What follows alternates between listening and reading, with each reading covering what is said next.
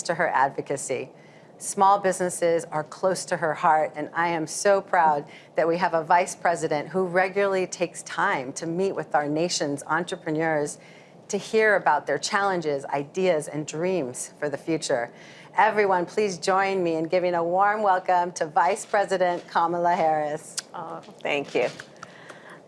Well, hello, everyone. Hello. I've been looking at you on this screen in front of me, and I want to thank you all for all the courage and endurance and commitment that you all have shown forever, but especially in this last year and a half. And it is great to be with all of you. I want to thank the administrator, Isabel Guzman, for your kind introduction, but also for your leadership. She and I have had many conversations since the beginning of the first days of our administration, and you really are so committed and such a great and important leader, especially at this moment in time. So thank you all. Thank you all for your leadership and for being here. You know, when I look at you and when I think about who you are, it's clear. You are not only leaders in business, you are civic leaders, you are community leaders, and you are our country's leaders. You know, I strongly believe that when someone starts a small business, it is a true act of self-determination. A small business owner must have a vision, and through hard work and support, realize that vision, which of course helps determine not only their future, but the future of their community. You know, just think about it. Small businesses provide almost everything that people need in their community, where they live, in their neighborhood. From the local dry cleaner to the local neighborhood restaurant to the small batch manufacturer.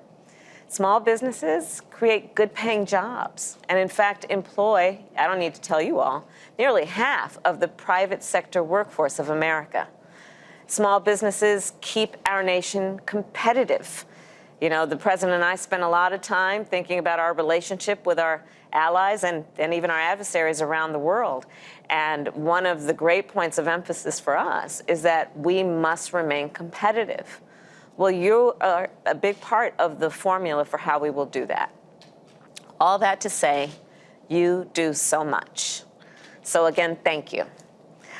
When the president and I first took office, one of our top priorities was to provide small businesses with relief.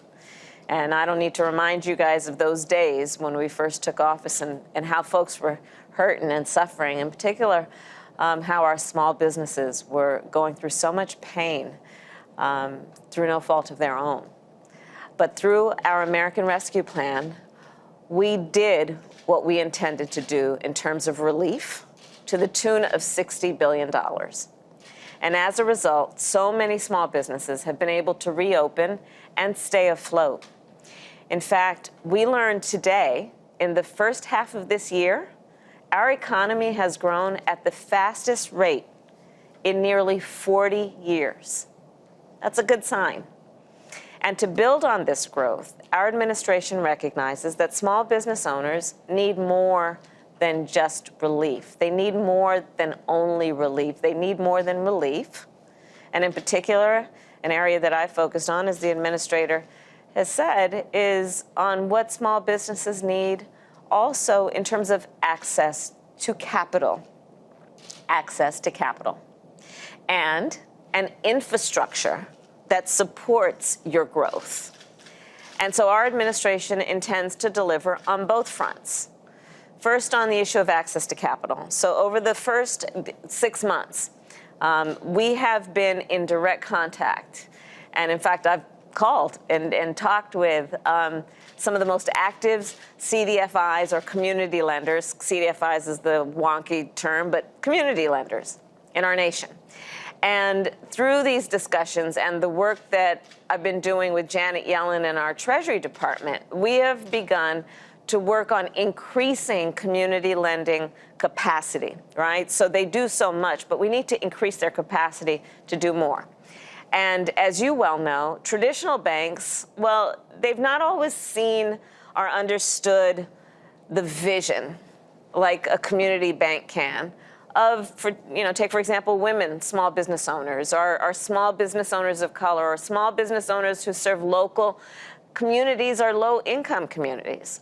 Community lenders, on the other hand, well, they understand the value in providing access to capital directly to communities. They often exist in the community, they live in the community, they understand the community, and in that way understand the vision and the ideas of the small business owners within those communities. Community lenders have an incredible capacity, therefore, to add value to those communities and, by extension, to our whole country. And that is why we must support these lenders and why that has been one of the areas of focus for us. Second, we will invest in the infrastructure that supports your growth. So we've had a lot of work that, as you all know, has been happening in these last 6 months to do just that. And there was a big vote last night. I'm sure many of you were tracking it. And this is all in the context of the work the President and I have been doing for months now with members of Congress on infrastructure policy. So yesterday, the Senate voted to advance a bipartisan infrastructure deal. And 67 senators voted in favor of moving the deal forward, Republican senators and Democratic senators.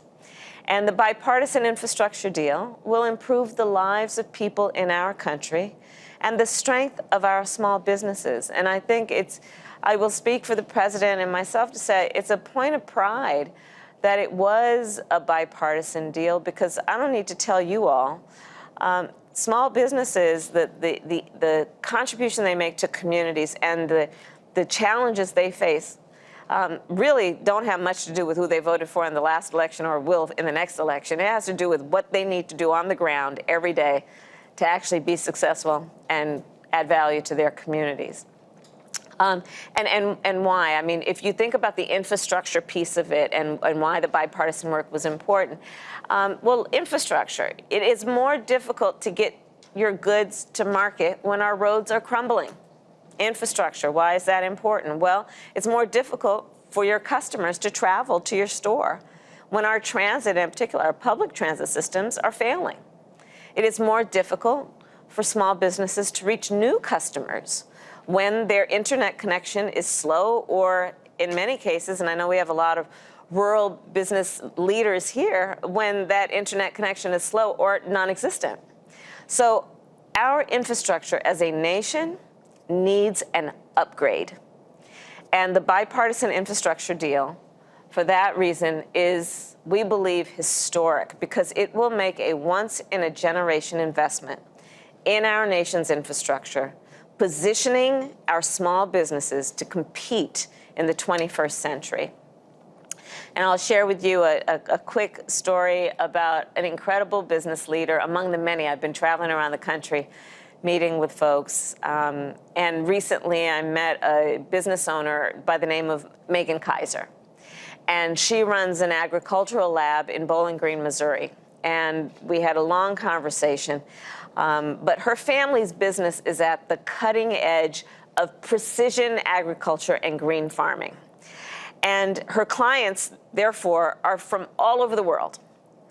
But she pointed out she's got a really big problem on the infrastructure point, which is she cannot get the internet at speeds that she needs to load soil samples for her clients. So literally, she's talking to customers or potential customers from around the world, and then she needs to send them her spreadsheet. She needs to send them information about what she's doing.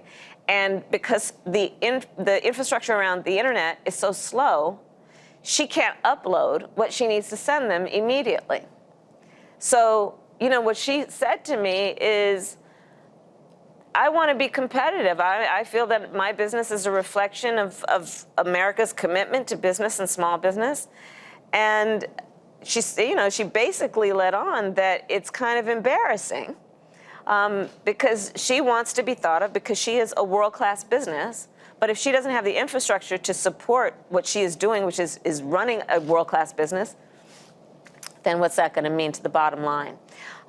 So our nation's infrastructure must support businesses like hers and support the growth of all small businesses. And with that, let me just end where I began, which is the point of self-determination. I think it's such an important point. All of you, you have vision, and you have drive. A strong sense of purpose often comes from within, as we all know, but it requires support. Support from your family and your friends, support from your community, and you deserve to have the support from your government. So I want you to know that the President and I are 100% committed to supporting America's small businesses and small business owners. And again, thank you all for your leadership, for your courage, for your strength, for your vision. And I look forward to working with you as we go forward. Thank you all very much. Thank you. Well, that was amazing. Now you know what motivates me every day. I mean, this incredible incentive for helping our small businesses. And now it's my privilege to introduce two small business owners, Tiara Flynn and Walt Rowan. Tiara Flynn is an entrepreneur and an Air Force veteran from Las Vegas, Nevada. As president and CEO of Some New Marketing, a minority business enterprise originally launched by her father, it's a family business, Tiara helps fellow small business owners access the marketing tools they need to grow. She's won numerous awards for her efforts to partner with other minority business enterprises. And Some New Marketing received SBA assistance during the COVID pandemic through our PPP and EIDL programs. So welcome, Tiara. Please kick us off and share your question for the Vice President. Thank you so much, Administrator Guzman. As a two-time SBA award-winning family-owned firm, we really appreciate you being here and the support that we've gotten over the years. Madam Vice President, I can't thank you enough for being here with us small business owners today. You mentioned access to capital in your remarks, as well as the administrator, and you work with, our community lenders. For many of us, especially those in the underserved areas, access to capital is crucial. Even before the pandemic, Black women entrepreneurs received drastically lower venture funding support on average compared to our white counterparts. And yet over 1.5 million businesses generating $45 billion in revenue are majority owned by Black women. As we move beyond the pandemic, how do you think about expanding access to capital for small businesses, and specifically as it relates to closing the gaps and disparities for Black women entrepreneurs? That's a great question and a great point. So I'll tell you, first of all, here's how I see it. The pandemic really, in many ways, exposed the fissures and the failures and the fractures in our society and in our economy and in our structures and our systems. But I do look at that as also an opportunity that was created, right? Which is more people have been able to see the flaws that we have known have existed. And in that way, I think that there is a will, a desire, and a momentum to address that stuff and address it head on. And so let's think about it in terms of the context in which we now exist. I think of it as we are starting a new era, and a new epoch, a new, in many ways, beginning, but a beginning in that this is the moment to really leapfrog into where we need to be instead of thinking just incrementally about how we can progress. And in that way, then, with that sense of optimism, but also ambition, I think we have an opportunity to shape an economy of the future and to make it more inclusive, right? The president cares deeply about, let's build from the ground up. Let's build right from the middle out. But I also say, let's build from the outside in, right? Let's make sure that we are inclusive in bringing folks into these systems. And so for CDFIs, for community lenders, they are uniquely designed and exist. It's almost the culture of their businesses to really have an awareness and a sensitivity to see the vision of communities and then to help harness the talent and the ambition within those communities. And, for example, the place of my birth, Oakland, California, one of the small businesses, those that I've been visiting, is the Rain Company. And there I met with a woman who started a catering company, like many restaurants and caterers in their own kitchen, right? And then wanted to build on that and get an industrial size apparatus. And so she had the ambition, and she went to a community lender to invest, knowing that catering company in that place actually was something the community wanted and would support. I met with and talked with Ona Leeboy, who is a Native American entrepreneur who is investing in a quilt business, knowing that the community actually, quilt ceremonies and quilts are very important to the community. It's something people want. And she was able to go to a community lender to get that kind of support, because the community lender understood what the community wants and understood her vision then. So that's the work that we need to do. And in fighting for small businesses in particular, again, understand that one of the keys for folks to not only open a small business, but grow a small business, equally important, is access to capital. And so our Build Back agenda basically is designed to invest billions of dollars to support small businesses around access to credit and funding, of course, and research and development, which so many businesses need to do to, again, grow. And we're also putting resources and money, significant money, into creating incentives for venture capital investment. And that's all on top of the $60 billion that we did in the American Rescue Plan and with the PPP. To address the support that folks need. But again, as I said in my comments earlier, not only on the piece about relief, but what we need to do to leapfrog into where our system could actually be better than it was before. So thank you for that. Thank you. I really appreciate Thank it, you. and looking forward to the future work. Thank you.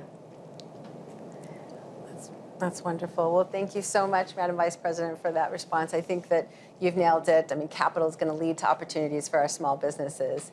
And now we have Walt Rowan joining us. He's an entrepreneur from Columbia, Pennsylvania, which is a borough in Lancaster County that was once just a few votes shy of becoming the new United States Capitol, I've learned today. So Walt is the president of Susquehanna Glass, which is a family-owned and operated glass decorating business started more than 100 years ago by his uncle and grandfather with a single glass cutting machine on the banks of the Susquehanna River. So Walt has led the growth and expansion of the business to include extensive work in product development and sourcing, and he's proud to offer as well the Made in America sticker on most of his products and programs. Susquehanna Glass also received crucial relief during the pandemic from the SBA's PPP program. So welcome, Walt. Great to have you here. Please share your question for the Vice President. Good afternoon, Madam Vice President. It is an honor to be speaking with you. My name is Walt Rowan. I am the owner of Susquehanna Glass in Columbia, Pennsylvania, and I'm a member of the Small Business for America's Future Small Business Council. We are a family-owned business that has been in business for over 111 years. We employ a little over 60 people. 50% of those are women. The pandemic has affected a majority of small street business owners, including myself. And infrastructure is so important to our work to recover from COVID-19, not just through the bipartisan infrastructure deal of new roads and bridges, but also through the broader investments in family supports, like childcare you spoke to in the Build Back Better plan as well. My question is, small businesses are the heartbeat of our economy and our communities. Sometimes it feels like policymakers just don't hear us. How are you to make small businesses have a voice in your efforts? That's great. Well, first, let me congratulate you and your family, Walt. That's incredible. And I'm sure you've got a lot of lessons learned, and I'm sure you're by virtue of being with this group, sharing it with everyone. I'd like to hear some of the lessons learned so that I can make sure that our policies are reflecting those lessons as well. But here's how I see it, and I hope that this is something that I can say over and over again to as many people as possible. I believe that our small business owners are pillars of the community. I know small businesses. I grew up in neighborhoods of small businesses. You are not only business leaders, you are civic leaders. It is our small businesses that are supporting the local Little League team that are hiring locally, that are role models for the young people in the community. You are the ones where, you know, whether it be a restaurant or a dry cleaner or you name it, where, you know, folks can go and you know their names. And if they're having a bad day and they walk in, you can kind of sense it and say, hey, how you doing? I mean, Absolutely. really small businesses are so much, not just intertwined, are so much the part of the fabric of communities, the culture of communities, the heartbeat of communities. I love our small businesses. You know, it's, and not to mention, not only in terms of the heartbeat and the soul of and the culture of the community, you are part of the heartbeat and the infrastructure of our economy, So for all of those reasons, we have to see, highlight, uplift the stories and the role of our small businesses. And, you know, at its core also, I do feel very strongly that government should be in the business of encouraging and rewarding self-determination, right? Mm-hmm. And self-determination, in my mind, is as much as anything about encouraging people to have a vision and to actualize that vision, encouraging people to have choices and exercise those choices, to make decisions about their lives, to act on, right, good ideas. And that's as much as anything what you and what everyone as a small business, what you do. Again, in addition to employing half of the private sector workers in America. So we're making sure that small businesses have a voice. And in large part, that's about making sure that we are listening. And I'll tell you, the first event that I did when we came into the White House was with small business owners. My first visit, leaving this place and getting out there was with small businesses. In fact, I'll tell you, I don't know if she's on it, but one of the first small business I visited, a place called Fiberspace, just in Virginia, and it's a small business that it's basically for crochet and knitting and beautiful yarns and I'll use that business as an example of what I'm talking about. I visited there 6 months ago, so it was still while we were really feeling the effects of the pandemic. And her small business is a place that people could go. And she would talk about their craft, and she would talk about, then by extension, their dreams and their lives and their families, you know? And so anyway, we will continue to advocate for you, for all of our small businesses. And of course, as I said earlier, there's $60 billion in the American Rescue Plan. Working with Secretary Yellen on CDFIs and doing also more to as the conversations I've been having with CEOs of the big corporations like JP Morgan and Bank of America to talk with them as I've been about not only what they can and have the capacity to do around PPPs, but again, the piece that's about the private equity component of community lending. So thank you. And again, congratulations to your family for your success. Well, thank you very much, Madam Vice President. Thank you. And if you keep listening, we certainly have plenty of stories to tell. Yeah, that's Thank right. you again. Thank you. Well, let me add my thanks to you, Madam Vice President and SBA Administrator. This has been an amazing conversation. There's so much going on right now with the infrastructure deal. The fact that you took this 30 minutes to be with us means so much to our community. But we also want to let you get back to work to get that infrastructure bill passed. So we appreciate you being with us. Thank you so much on behalf of all of this amazing group of small business leaders from across the country. Thank you. Thank you. With that, it's now my pleasure to turn the conversation over to my colleague, Renee Johnson, who will kick off the Getting Back on Track tour. Renee, over to you. Thank you so much, Rhett. And we're so excited to continue the conversation